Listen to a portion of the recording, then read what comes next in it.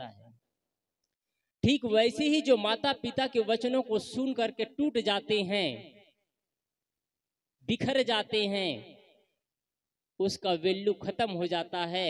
और जो माता पिता के कठोर शब्दों को भी सुन करके आगे बढ़ जाते हैं, उनका कीमत बढ़ता चला जाता है। जितना ही ठोकर खाता है वो आदमी मजबूत होता जाता है, उसकी मजबूती कुछ अलग होती है, उसकी नींव कुछ अलग ही ढंग से गढ़ा जाता है। इसलिए आप सबको अवसर मिला है कि जीवन को चमकाने का, जीवन को तराशने का, जीवन को सही दिशा में सींचने का, सही दिशा में सींचने का आज अवसर मिला है। आज अवसर मिला है प्रेम से, आनंद से जीने का। आज अवसर मिला है आप सबको माता पिता का सेवा करने का। आज अवसर मिला है बच्चे से प्यार करने का। ये चीज क्यों कह रहा हूं मैं? बहुत से लोग हैं जिसके कोख में बच्चे नहीं है, उसके गोद में बच्चे नहीं, बच्चे के लिए तरसते हैं। और बहुत से लोग हैं जो बच्चे को जन्म दे करके बच्चे के जीवन को तबाह करते हैं। कौन तबाह करते हैं? आप लोग। बच्चे को कमजोर बनाते हैं, आप लोग बच्चे को कमजोर बनाते हैं। पूज्य साहब जी का है, कबीरपंथी घर के बच्चे में भी ताबीज देखा गया। और यहाँ बैठे होंगे तो पता नहीं, एक बहन से पूछ दिया मैं कि आप ताबीज क्यों पहनाए हैं। पहले वो बच्चे से पूछा, छोटी सी बच्ची है, अपना नाम भी बताए, ये क्या है बेटा बताओ, तो कहे मम्मी पहनाए हैं। इससे पूछ करके आना फायदा क्या है, मैं भी पहनना चाहूंगा। तो अपने मम्मी को पूछे, अपने पापा को पूछे, उनकी मम्मी क्या उत्तर दिए, मैं भी सामने था। पहनाए है, चुप रहो तुम। तो मैं कहा सही प्रश्न कर रहे हैं, मेरा प्रश्न है, उत्तर चाहिए मुझे। तो कहे साहब नहीं मानते हैं उसको भी करना पड़ता है। क्यों करते हैं भाई, आप नहीं मानते हैं उसको क्यों करते हैं? कल ऊपर में ही बात हुई, क्या फायदा है इससे? इससे घाटा बता देता हूं मैं। आपको अपने परवरिश पर भरोसा नहीं है, आपको अपने परवरिश पर भरोसा नहीं है। बच्चे जन्म होने के बाद उसे लूले और लंगड़े और अपंग आप क्यों बना रहे हैं? कठोर कहना चाह रहा हूं मैं।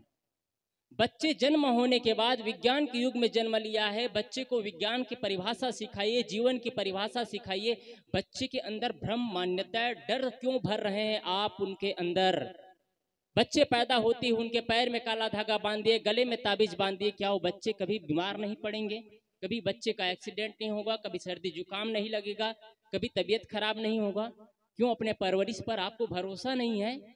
आपको एक ताबीज पर भरोसा है, एक पीतल के ताबीज पर, एक काले धागे पर भरोसा है, और आपके परवरिश पर आपको भरोसा नहीं। क्या इतने कमजोर हैं आप? अपने आप से आप ही लोग पूछिएगा, मुझे उत्तर नहीं चाहिए।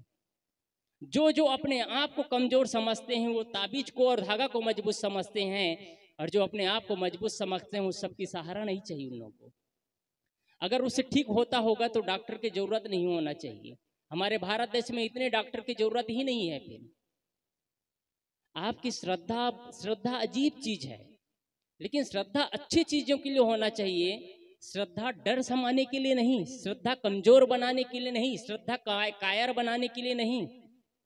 आपको एक कटु सत्य बताऊं, आज से 3 साल पहले जब कोरोना महामारी चली तो कौन से भगवान काम आए थे? आज चलिए इसी पर चर्चा करते हैं। कौन से भगवान काम आए थे? आपकी श्रद्धा है, आप पूजा करते हैं, आप जानिए, मैं मना नहीं कर रहा हूं, लेकिन पूजा के नाम पर कर्मकांड और पाखंड क्यों? जब कोरोना महामारी चली तो तिरुपति बालाजी मंदिर जैसे बड़े बड़े सारे मंदिरों में लाख लग गए थे, कोई भगवान काम नहीं आया, इंसान रूपी भगवान काम आए। और जानते थे डॉक्टर की इस इलाज के बाद हमारा कुछ भी हो सकता है। कोरोना महामारी से पीड़ित व्यक्ति के पास जाने के बाद हमारा मौत भी हो सकता है। डॉक्टर जानते थे, नर्स जानते थे, पर भी उन्होंने हाथ लगाया और बड़े बड़े डॉक्टर इस दुनिया से अलविदा हो गए। असली भगवान अब समझ में आना चाहिए। भगवान के नाम पर आज लूट खसोट ज्यादा चल रहा है। क्यों कह रहा हूं? तिरुपति बालाजी मंदिर में आज से साल भर पहले एक पुजारी की यहाँ रेट पड़ी तो उसमें करीब करीब 157 करोड़ की संपत्ति निकला और 35 कैरेट सोना निकला था। आज से 6 महीना पहले एक पुजारी के यहाँ, तिरुपति बालाजी मंदिर के 3 उदाहरण बता रहा हूं आपको, और मेरे पास आज भी उसका कटिंग रखा है, पेपर का कटिंग रखा है। और पेपर में हर चीज गलत नहीं छपता है, उसमें नाम भी दिया गया है, दर्ज भी किया गया है। हर चीज अफवाहें नहीं होती है। तिरुपति बालाजी मंदिर के दूसरे पुजारी के यहाँ रेड पड़ी तो उनके यहाँ 135 करोड़ की संपत्ति निकली थी। आज से 3 महीना पहले तिरुपति बालाजी मंदिर के एक पुजारी के 3 बेटियों की शादी हुई तो 3 बेटियों की शादी में 125 किलो सोना लाया गया था। कहाँ से आया इतना संपत्ति? क्या भगवान का द्वार किसी के जेब भरने के लिए होता है? आप एक एक पाई जमा करते हैं, एक एक पाई जमा करते हैं श्रद्धा से, भक्ति से, और किसी के जेब व्यक्तिगत जीवन के लिए पोषण होता है, परिवार भरण के लिए बस होता है। तो ऐसे जगह दान करने से आप लोगों को बचना चाहिए और कर्म कांड से बचिए। आप कर्म कांड से नैया पार होने वाला नहीं है। हम लोग कुछ दिन लगभग 6-7 साल पहले जयपुर गए थे। जयपुर में एक आदमी ने बहुत सुंदर मकान बनाया था और बहुत सुंदर मकान बनाया था, करीब करीब 80 लाख रुपया लगाया था। उस मकान के ऊपर में एक पुराना टायर लटकाया था। हमारे गुरुदेव जी ने पूछे, अच्छा ये क्यों लटकाया गया है? तो एक व्यक्ति ने कहा, महाराज जी उसमें इसलिए टायर लटका दिया गया है ताकि उसमें किसी का मकान पे नजर ना लटके। तो हमारे साहब ने कहा, लटकाना ही था तो नया टायर लटका लेते। अब एक काम करना, उस मकान मालिक से कह देना कि पुराना टायर ही नहीं नया टायर ले लेंगे और ले करके अपने गले में पहन लेंगे, उसको मौत का नजर नहीं लगेगा। अब क्यों आप आडंबर में पड़ते हैं? आप सुंदर मकान बनाते हैं और सुंदर मकान बनाते हैं, उसके इंजीनियरिंग पर आपको भरोसा नहीं होता है, उसके टेक्नोलॉजी पर भरोसा नहीं होता है। सीमेंट, छड़, गिट्टी, गिलाव सारा चीज डाले उस पर आपको भरोसा नहीं। आपको भरोसा किस पर होता है? एक नींबू एक मिर्चा पर भरोसा है, वो है तब तक मकान नहीं गिरेगा। नींबू और मिर्चा हटा दो तो मकान टूट करके गिर जाएगा। क्यों इतना आडंबर? क्यों आप अपने बच्चे को कमजोर बना रहे हैं? माताओं से मेरा प्रश्न है ये, क्यों बच्चे को लूले और अपंग बना रहे हैं? अपने परवरिश पर भरोसा रखिए, अपने परवरिश पर भरोसा रखिए। तबीयत खराब होता है तो डॉक्टर के पास जाइए। एक जगह एक माँ रोज पूजा करती थी, भगवान की पूजा, हकीकत घटना बता रहा हूं मैं। रोज भगवान की पूजा करती थी। उनके बच्चे ने पूछा, माँ ये क्या करते हो? कहे, बेटा भगवान है, भगवान की पूजा करने से हर इच्छा पूरी होती है, इसलिए मैं भगवान की पूजा करती हूँ। यदि कोई सच्चे दिल से पूजा करे और सही बताए, मैं अपने मन के शांति के लिए श्रद्धा से करती हूँ या करता हूँ, मुझे कुछ अच्छा लगता है तो समझ में आता है। लेकिन उस माँ ने गलत उत्तर दिया। उन्होंने कहा कि हर इच्छा हर कामना पूरी हो जाती है भगवान की पूजा करने से, इसलिए मैं भगवान की पूजा करती हूँ। बच्चा तो बच्चा सही समझा। उसका एक दिन एग्जाम हॉल में एक प्रश्न आया था कि छत्तीसगढ़ की राजधानी कहाँ है? उन्होंने उत्तर में लिखा, छत्तीसगढ़ की राजधानी बिलासपुर है। जैसे ही एग्जाम हॉल से बाहर निकला, अपने मित्रों से पूछा, छत्तीसगढ़ की राजधानी क्या है? आपने क्या लिखा? अपने मित्रों को पूछते हैं। उनके मित्र कहते हैं, छत्तीसगढ़ की राजधानी रायपुर है। तो मैंने रायपुर लिखा। तुमने क्या लिखा? तो उन्होंने कहा, मैं बिलासपुर लिखा हूँ। उनके मित्र कहते हैं, तू तो गया, अब फेल हो गया। कहते हैं, मैं कुछ नहीं, मेरा कुछ नहीं बिगड़ा, भगवान है हमारा, सब कुछ सही कर देगा। वो रोज दौड़ करके घर में आता और मम्मी के पास भोजन के लिए जाता था। उस दिन पुस्तक कापी किनारे रख दिया और मम्मी के पास भोजन में ना जा करके भगवान के कमरे में चला गया और भगवान के कमरे में बैठ करके पूजा याचना करना शुरू कर दिया। उनकी मम्मी जाती है, बेटा तुम रोज भोजन के लिए मेरे पास आते थे, आज तुमको भूख नहीं लगा है? भगवान के पास बैठे हो, क्या बात है? मम्मी को इतना प्रश्न कर बैठता है बच्चा, मम्मी भगवान सब कुछ कर देता है ना? उनका मम्मी पुनः गलत उनकी मम्मी पुनः उत्तर गलत देती है, हाँ बेटा भगवान सब कुछ कर देता है। उन्होंने कहा, मम्मी प्रश्न आया था कि छत्तीसगढ़ की राजधानी कहाँ है, तो मैंने बिलासपुर लिख दिया है, रायपुर नहीं लिखा हूँ। भगवान से प्रार्थना कर रहा हूँ कि बिलासपुर को काट करके रायपुर लिख दे, हो जाएगा ना माँ? माँ बोलती है, बेटा संभव नहीं है, ये संभव नहीं है। आप क्यों बच्चे को गलत दिशा में ले जा रहे हैं?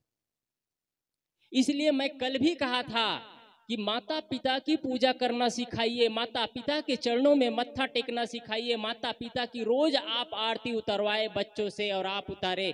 आपके बच्चे कैसे नहीं बदलेंगे? फिर आप कहेंगे कि बच्चे संस्कारी नहीं हैं।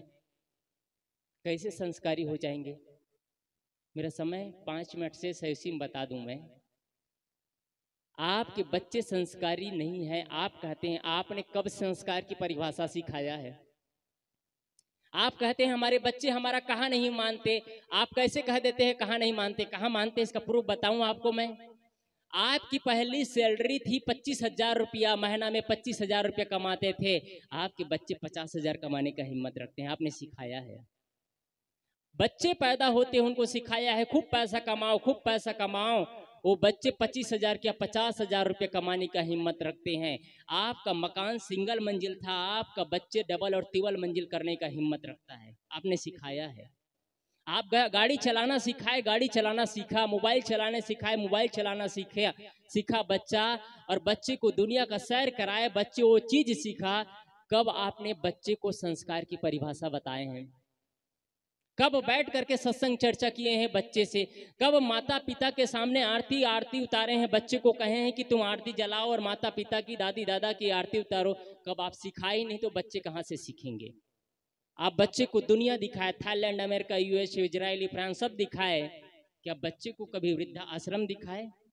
क्या बच्चों को कभी अनाथालय में ले गए? क्या बच्चों को कभी आश्रमों में ले गए? वृद्ध आश्रम में कैसे माँ बाप अपने बेटे के लिए तरसते हैं, अनाथालय में कैसे बच्चे माँ बाप के लिए तरसते हैं, और आश्रम में कैसे संत जन अपना सेवा शुद्धाई और साधना करते हैं। आपने कब सिखाया है? फिर आप क्यों कहते हैं कि बच्चे हमारा कहा नहीं मानते हैं? आपस में जीवन करते करते 30 साल, 40 साल, 50, 60, 70, 80 साल हो गया, आपस में आज भी पति और पत्नी लड़ रहे हैं। कहाँ से बच्चे संस्कारी हो जाएंगे?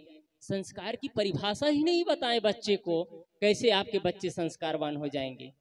आपस में देरान और जेठान लड़ रहे हैं। बंद करूं क्या? मैं घड़ी देख रहा हूं, मैं चालू करके बैठा हूं, 18 मिनट हुआ है। आप जब कहेंगे मैं कर सकता हूं, लेकिन बोल रहा हूं। आप अपने बच्चे को संस्कार की परिभाषा बताइए। आपके बच्चे को उपहार की नहीं, बच्चे को संस्कार की जरूरत है। आपके बच्चे को गाड़ी, मोबाइल, कार नहीं देंगे, बच्चे 4 दिन 6 दिन रोएंगे। और आप अपने बच्चे को संस्कार नहीं देंगे, आपके बच्चे जीवन भर रोएंगे और आपको भी रुलाएंगे। आपके बच्चे आपकी बुढ़ापे की लाठी है। आप जीवन में कितना बैंक बैलेंस करते हैं आप जानिए, लेकिन वो बैंक बैलेंस काम आया ना इसकी कोई गारंटी नहीं है। लेकिन आपके बच्चे एक ऐसा बैलेंस है, ऐसा संस्कार का बैलेंस उसके अंदर इंक्लूड करते जाइए। आपके जीवन में यदि बुढ़ापा में आपके परिवार में पैसा नहीं हो, आपके बच्चे के पास पैसा ना हो, और संस्कार सही ढंग से उनको अर्जित किए संस्कार दिए हैं, आपके बच्चे दुनिया से किसी भी कोने से पैसा ला करके आपका इलाज कराएगा, आपका ट्रीटमेंट कराएगा। आप कितना संस्कार देते हैं बच्चे को? आपके बच्चे आपकी बुढ़ापे की लाठी है।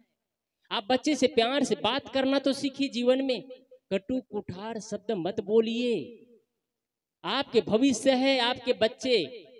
आप सिर्फ धन इकट्ठा मत करिए, ये भी जरूरी है धन इकट्ठा करना, बिना धन के कुछ भी नहीं हो सकता है। लेकिन कभी कभी संस्कार की परिभाषा, एक निवेदन और करना चाहूंगा कि कभी कभी आप अपने घर में कुछ आयोजन करिए। जिन मत पंथ से जुड़े हैं वहाँ के संतों को बुलाइए। कम से कम साल भर में जिस गुरु परंपरा से जुड़े हैं उन गुरुओं को बुला करके 1 दिन का 2 दिन का सत्संग करिए। लेकिन कर्म कांड नहीं होना चाहिए भाई सत्संग में। बुला रहे हैं बस कर्म कांड, यज्ञ, हवन, तर्पण, पानी चढ़ाए, तेल चढ़ाए, नारियल फोड़े, अगरबत्ती जलाए, इतना ही पूजा पाठ नहीं है। जीने की परिभाषा बताए। मैं कटु कह रहा हूँ, क्षमा चाहता हूँ। जीने की परिभाषा बताए। खुद संत जन जिए उस मार्ग पर, गुरुजन जिए उस। एक जगह गया था, मैं अब बता देता हूँ, अब बात आई तो। एक जगह गए हम लोग, चौका हुआ वहां। जो चौका करने वाले आए, अच्छे संत भी होते हैं चौका करने वाले, लेकिन जो चौका करने वाला एक लड़का आया, और लड़का आया पैजामा वो पहना था, शर्ट फुट पैंट पहना था, आया और मुंह में गुटखा भरा था, गुटखा, और उनकी ब्यास गद्दी लगा था, वहां बैठ गया चौका करने के लिए। मैं कहा इधर आ तू। अब जैसा देखा वैसा मैं भी बात किया, टिट फाट टेट वाला। कहाँ से आए हो? कहे यहाँ से। क्या हो? कहे महंत हो। कौन कहते हैं तुमको महंत किसने बना दिया? कहे मैं पंजा लिया हूँ। तुमको इतना भी होश नहीं है, ब्यास गद्दी में बैठते हो, कम से कम गुटखा थूक लो, मुंह कुल्ला कर लो, गुटखा भर के ब्यास गद्दी में बैठते हो। जो खुद के जीवन में कचड़ा भरे हो, दुनिया को क्या सिखाओगे? यही सिखाओगे, जाओ कुल्ला करके आओ। बोला तो उनको कटु लगा हो, जो लगा हो गया, और कुल्ला करके आया, मुंह धो करके आया, तब बैठा। मैं कहा आज के बाद ऐसी गलती मत करना। सिर्फ अगरबत्ती हिला देना पूजा नहीं है। सिर्फ अगरबत्ती। चौका का अर्थ आप यूट्यूब में सर्च करके देखिएगा, चौका का अर्थ क्या होता है। इतना पवित्र लिखा गया है चौका का अर्थ। आज लोग चौका का अर्थ बिजनेस और व्यापार मान लिए हैं। मैं क्षमा चाह रहा हूँ, आज व्यापार चल रहा है। कुछ लोग अच्छे हैं जो आज भी अच्छे करते हैं। इसलिए संस्कार की परिभाषा, संस्कार हो बच्चे, और समय रहेगा तो कल इस पर चर्चा करेंगे। बोलिए सद्गुरुदेव की।